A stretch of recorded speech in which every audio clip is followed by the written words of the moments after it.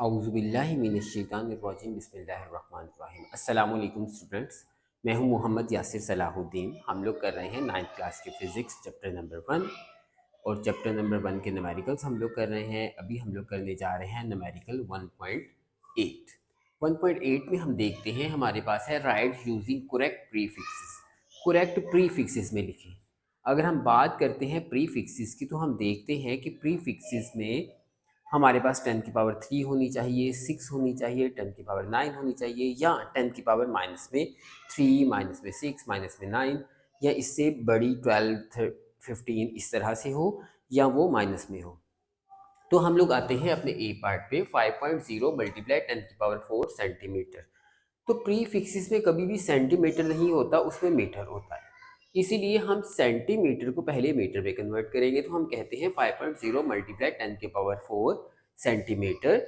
तो हम कहते हैं कि हम सेंटीमीटर को कन्वर्ट करते हैं मीटर में। तो जब भी सेंटीमीटर को मीटर में कन्वर्ट करते हैं तो हमें पता होना चाहिए हमेशा उसकी पावर जो है वो -2 आती है, क्योंकि जब हम लोग छोटी वैल्यू से बड़ी वैल्यू पे जाते हैं, ठीक है, तो डिवाइड कर रहे होते हैं, तो डिवाइड का मतलब है कि वो वैल्यू जंप करेगी, तो माइनस में उसकी पावर आएगी।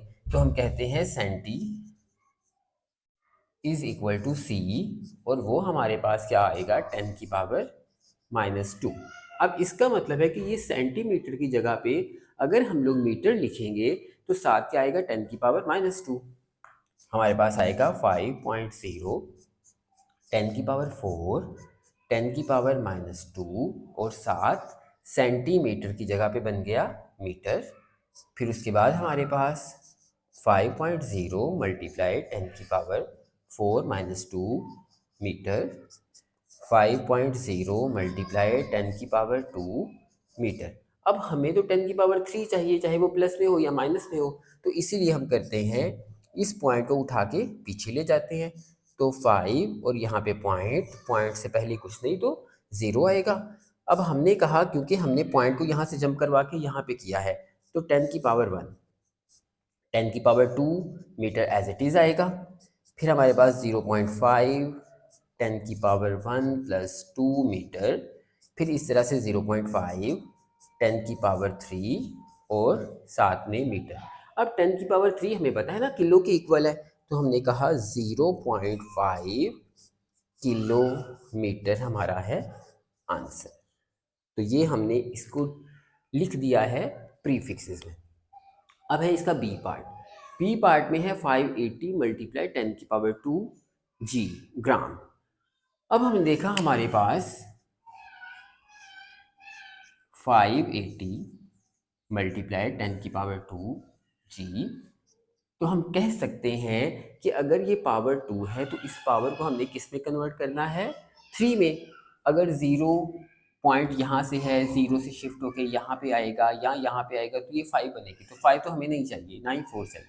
इसलिए हम लिखते हैं हमारे पास 58.0 मल्टीप्लाई 10 की पावर 1। यहाँ से पॉइंट यहाँ से शिफ्ट होके यहाँ पे आया तो 10 की पावर 1 और 10 की पावर 2 जी एज इट इज़ आ गया। 58 पॉइंट, अब 0 और पॉइंट की कोई अहमियत नहीं है, मल्टीप्लाई 10 की पावर 1 प्लस 2 जी।